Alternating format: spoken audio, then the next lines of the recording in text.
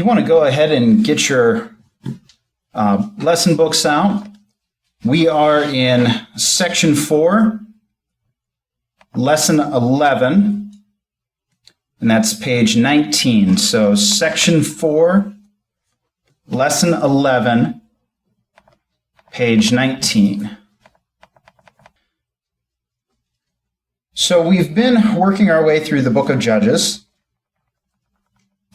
and last week we got into the story of Samson, and we left off right after Samson had had this disagreement at this party of his.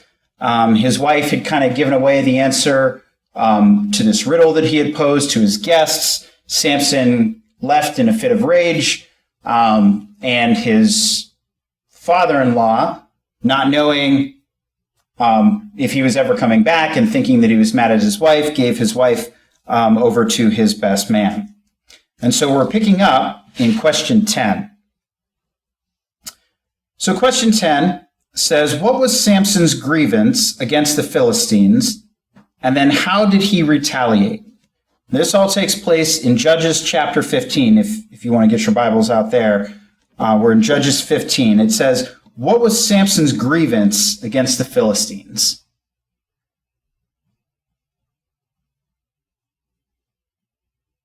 They took his wife back and gave her to his companion.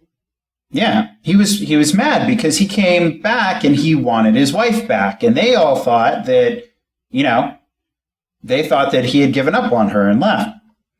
And so they wouldn't give his wife back to him. And so how did he retaliate for this?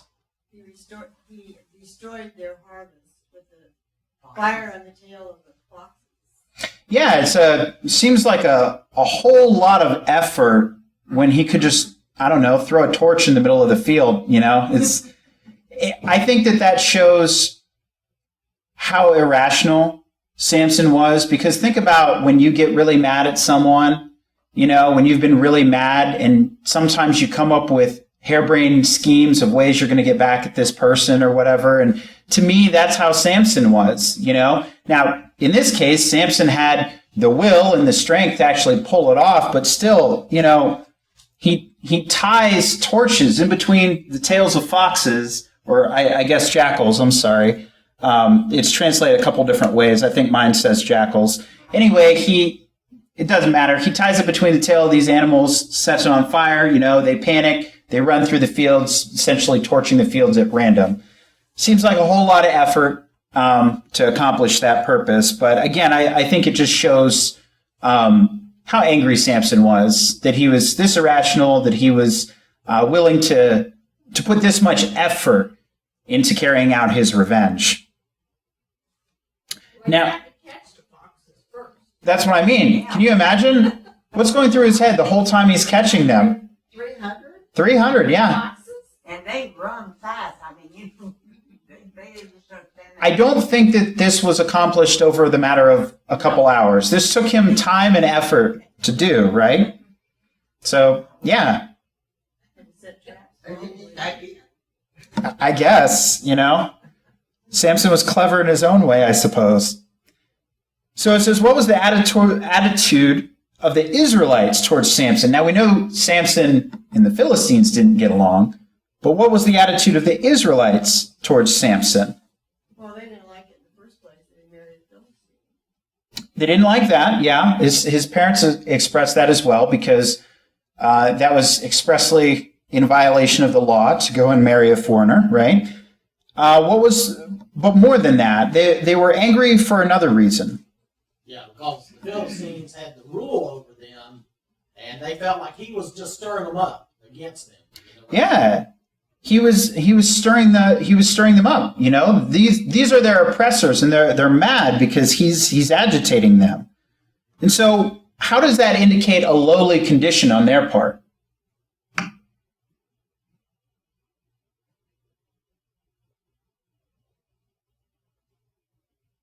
I guess when you're so beaten that you don't even recognize someone who's trying to help you, I guess, in a way, or they don't recognize maybe the hand of God that's trying to work for them. I put down that I thought this indicated a lowly condition because God at this time is seeking occasion against the Philistines. Okay, the Philistines are God's enemy, and Israel is in such a lowly condition that they can't distinguish that. They're siding with God's enemy rather than being upset that they're being oppressed by the Philistines. I realize that Samson isn't exactly a poster child of righteousness at this point in his life, and I can see why they might not think of him as this righteous leader or hero. But they're in such a lowly condition that they'd rather stay in this bondage. It's really their fault that they ended up there in the first place. But they'd rather stay in this bondage than be upset at maybe having an opportunity to get out of it. So that's what I put. I think there's a lot of answers that you can put in that one. That one's kind of open-ended. Question 12 says, what was Samson's rule of action against the Philistines? And I didn't know what they were getting at here at first, so let's actually turn over to that verse. I think it helps to read it. So turn over with me, if you would, to Judges chapter 15.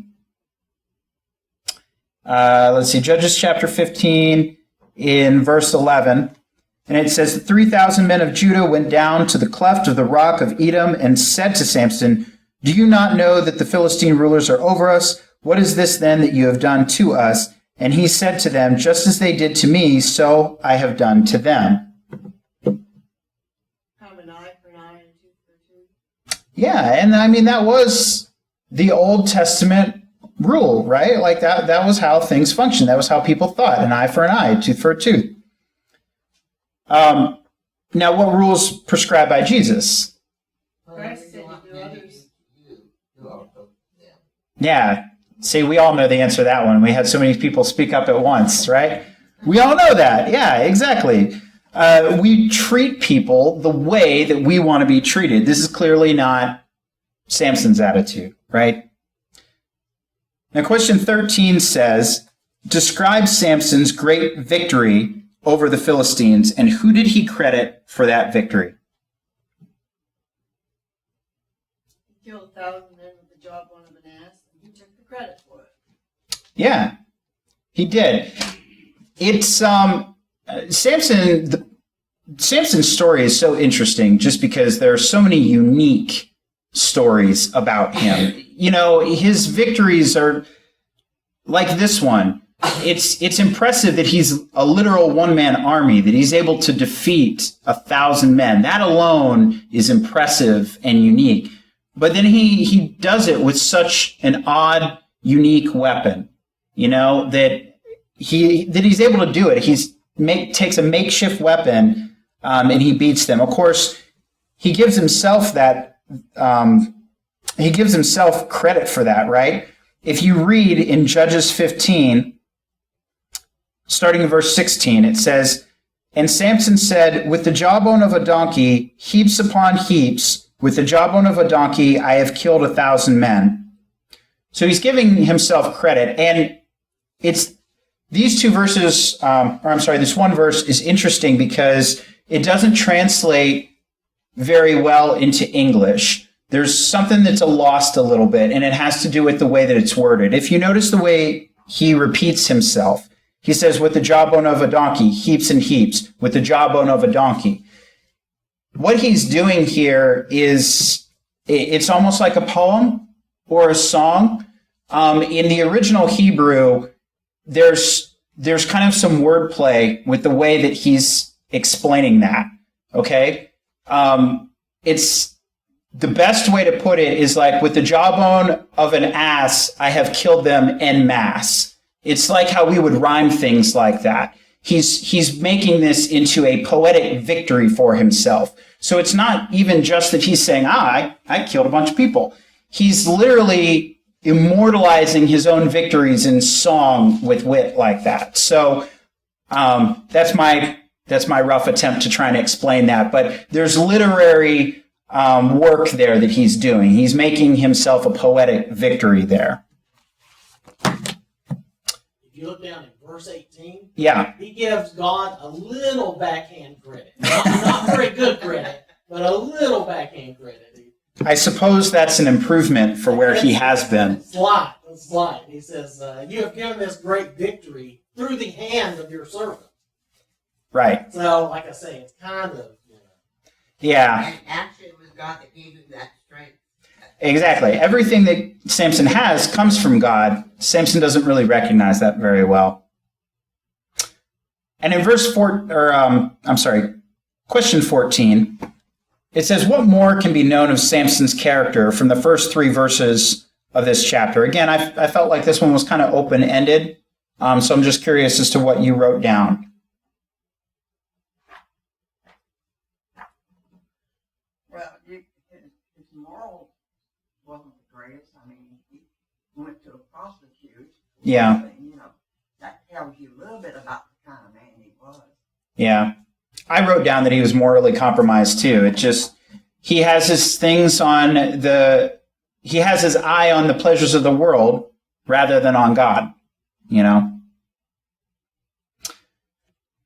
And during this little escapade of his, question 15, it says, how did the Philistines try to trap Samson? And then how does he mock them? So the Philistines are kind of trying to take advantage of this opportunity here that Samson's kind of distracted, so they're going to use that to their advantage and trap him. And so what is it that they do?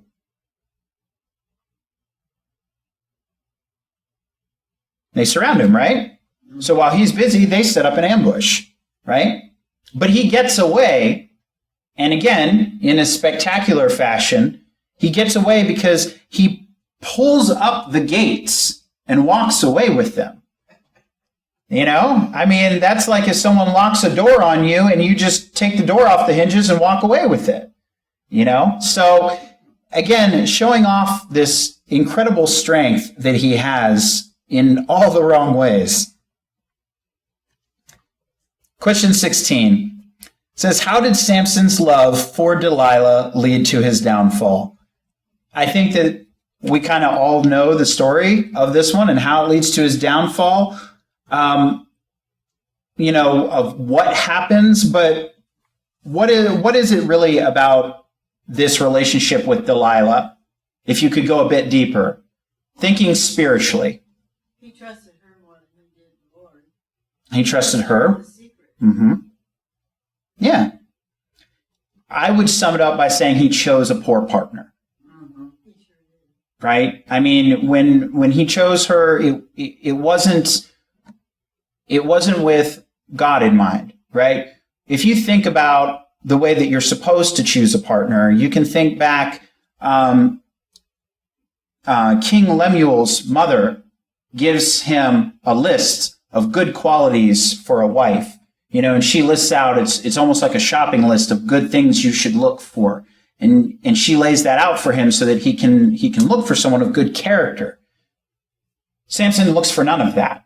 Samson isn't looking deep and looking spiritually and looking for someone who's godly to set upon a good foundation for his marriage, and it shows.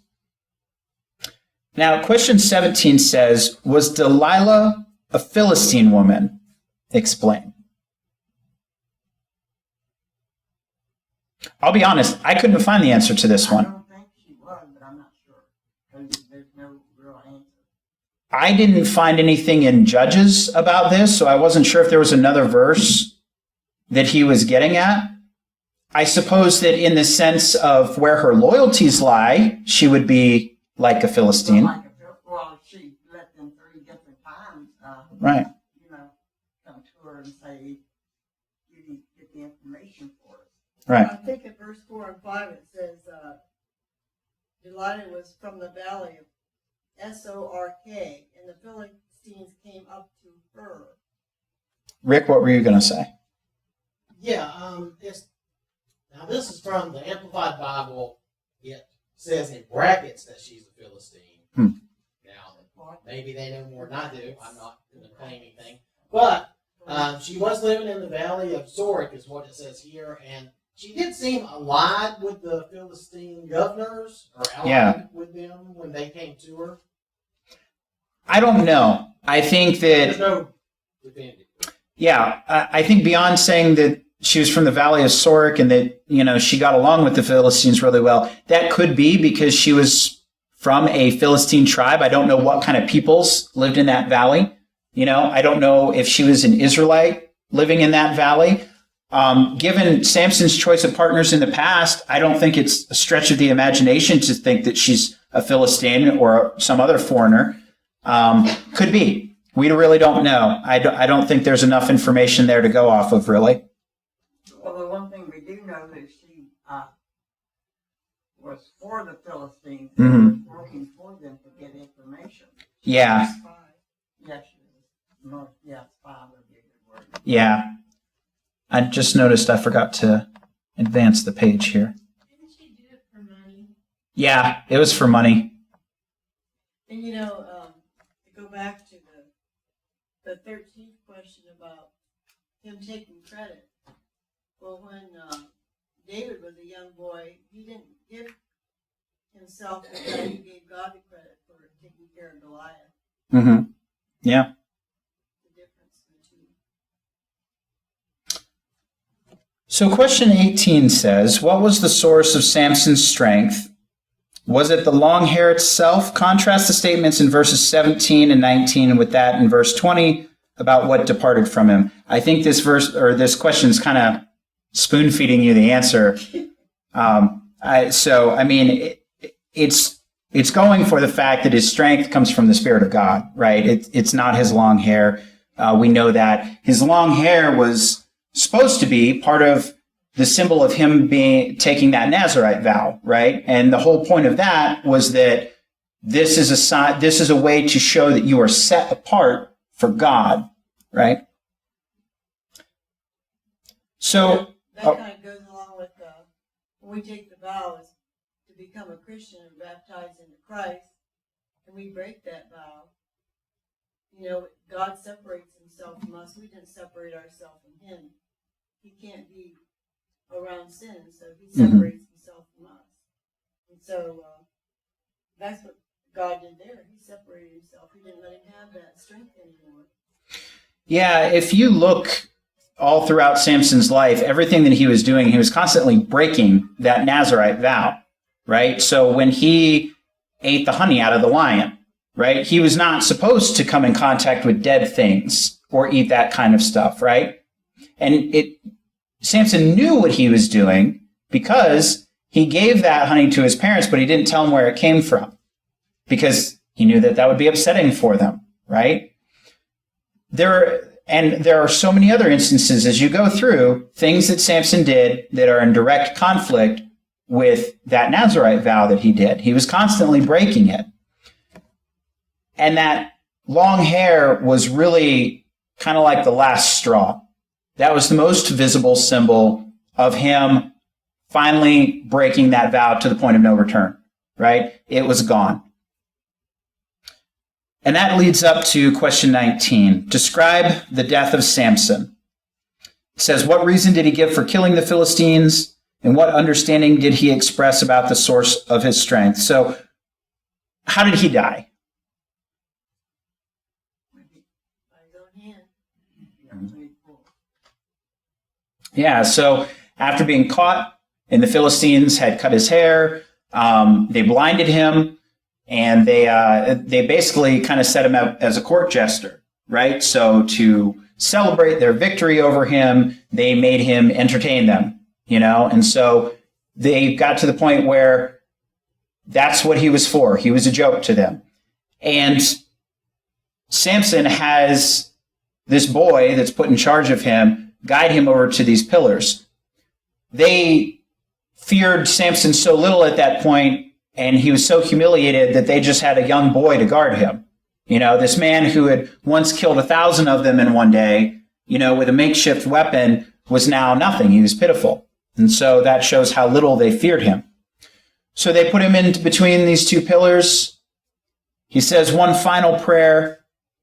His reason that he gives for killing the Philistines is vengeance, right? He wants to get revenge for himself. So even at the end, he struggles spiritually.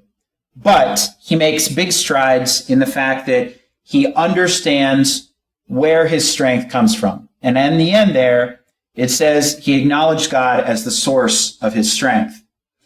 And when we read about, what we commonly call heroes of faith in Hebrews, we see Samson's name listed there. And I've said this before, that Samson wasn't this amazing poster child of what a righteous man should be like. But there were moments in his life where he had incredible, outstanding faith, right? So this is that moment when Samson had been brought so low that none of his enemies feared him anymore. He had lost his strength, lost his wife, lost his sight. He lost everything. He believed that all he had to do was call out to God and he would be given that strength back again. He had that faith, and that's a huge amount of faith to have. And so the Bible credits him with that. And it's just another reason that as we read through the Bible and we read these Old Testament characters, we need to really understand what it is about their character that's being revealed to us. Are they being held up as an example or a warning or a bit of both? A lot of times people read the Bible and they see someone in there and they're like, oh, well, King David, is a great man. And yeah, he did a few things, but overall he was really great.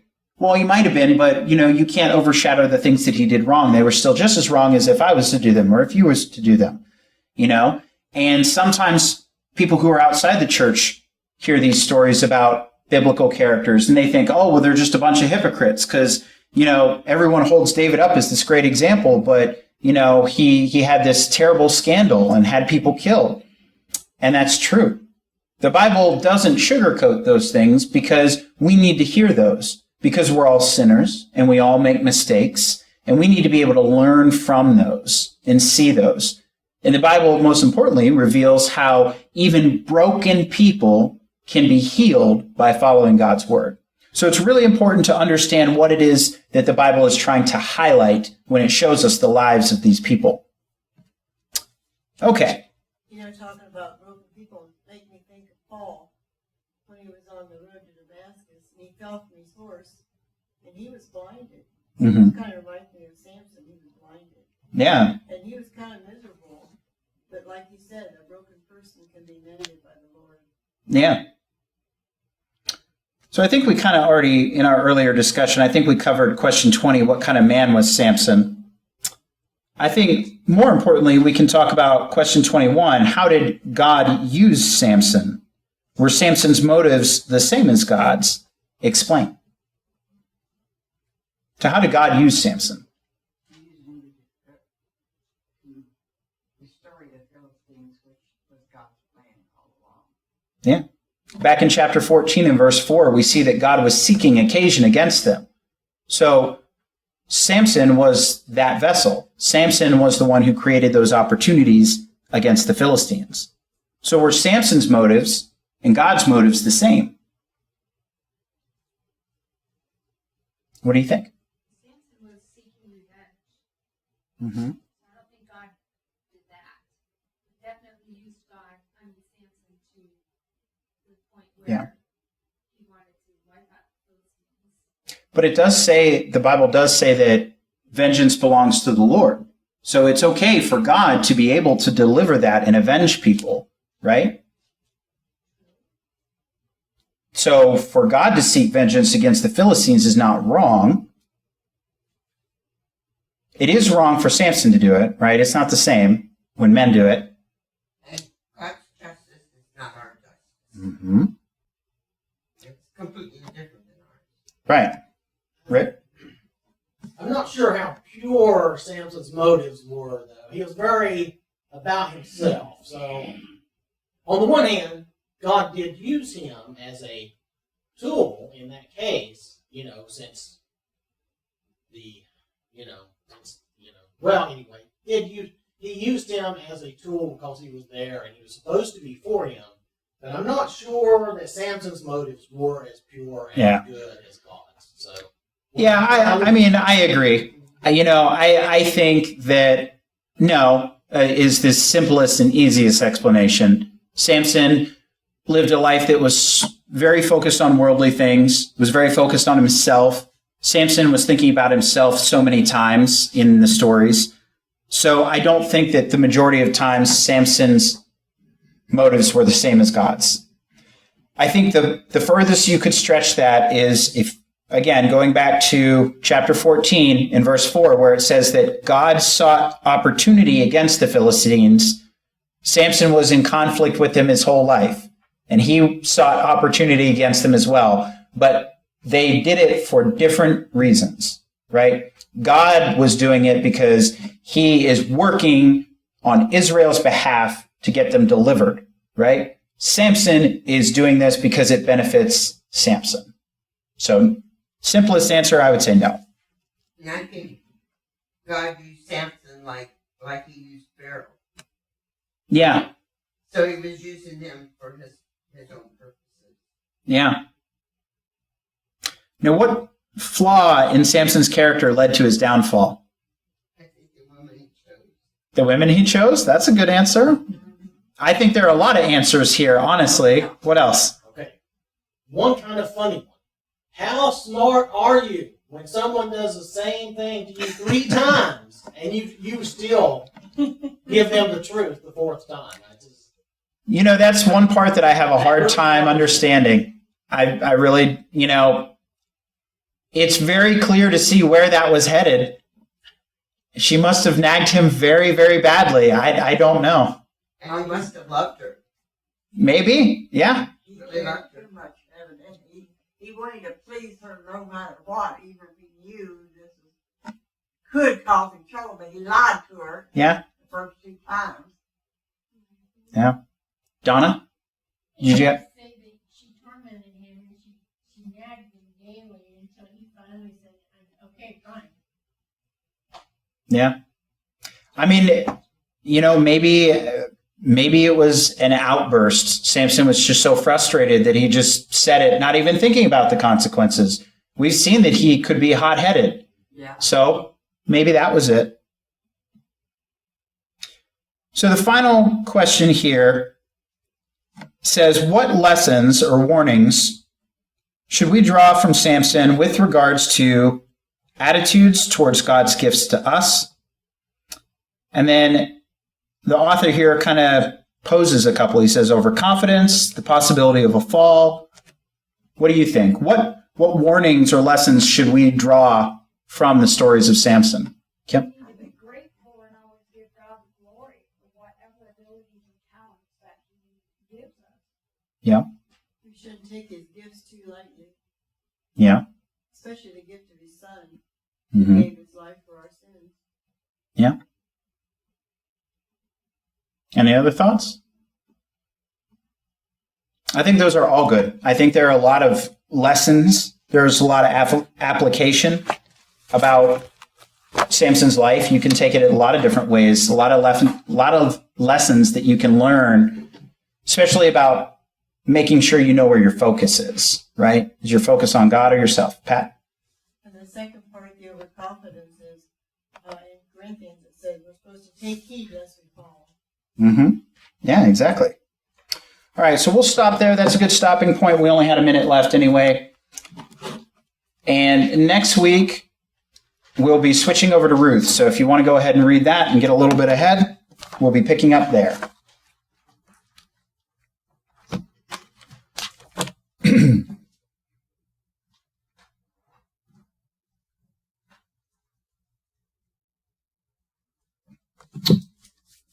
And I don't have to go very far because I've got the invitation. Yeah. So I don't know how many, just probably more for the guys in the room, but I don't know how many of you, do you ever forget that you have your wallet in your pocket? You ever forget that? I know that sometimes I do, which, I know there are guys who have bigger wallets than me, but this is about the size of my wallet. And you'd think if you sit on that, you'd notice it, right? But when I sit down on, at work or in my vehicle, I don't notice it. I don't even feel it, even though it's right there. For those of you who don't have a wallet, maybe it's a wedding ring. You know, you get to where that's almost like a part of your own body. You know, mine doesn't have a stone or anything on it. It's just a plain, simple band. So I don't really need to take it off unless I'm working on a car engine or something, you know, something where it would be a danger and I'd get it caught. So I don't take it off very often.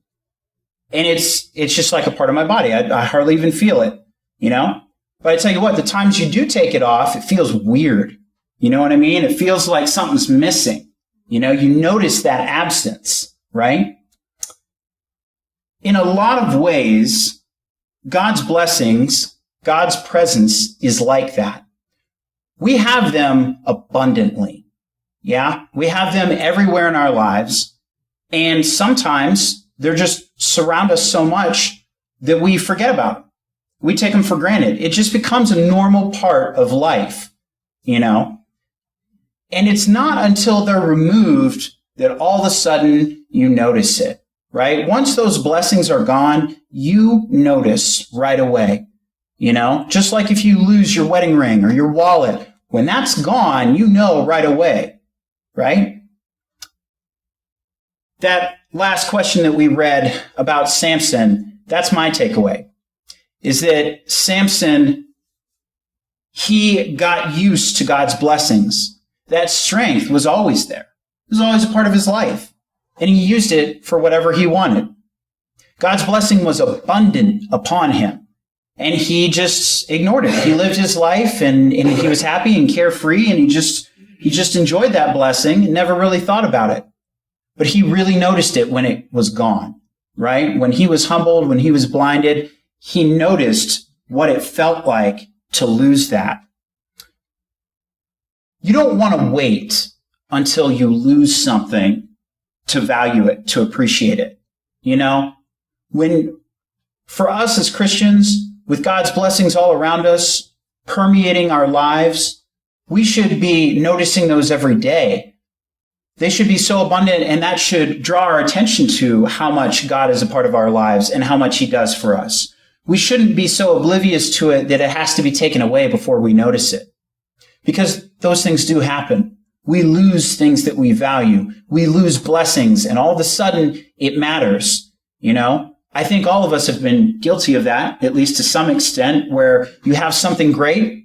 Maybe it's a job. Maybe if it's a good vehicle or something like that, something that you don't think about, but it really, really benefits you. And then it's gone one day. And boy, does that make an impact on your life. That vehicle breaks down on the road, you know, you walk in, you get laid off, your job's gone. Suddenly you're praying a lot, right? When really we want to be praying the whole time. My point is that the lesson that we can learn from Samson is to be appreciative. When we offer this invitation, we open it up as a time that we can let people be baptized for the first time. And we do that especially when we have visitors, but we've all here been baptized. So what we really need is a time of edification, right? We also need this time where if we slip up, we have a chance that we can make things right if we need to. And sometimes we're just going through things that are hard, things where we need prayers, where we need each other's help and support. And that's why we offer these times. As we're about to sing this song, I want you to think about the blessings that God has given you. And are you thankful for them? Are you taking advantage of it? Are you just ignoring that? You don't want that to be the case because one day that could be all taken away and it's going to be noticeable, right? So let's think about how richly God has blessed us in our lives and be thankful for it. And let's not grow blind to those blessings. Let's make sure that we notice them more and more every day. So if there's any need that you have, let it be known while we stand and while we sing.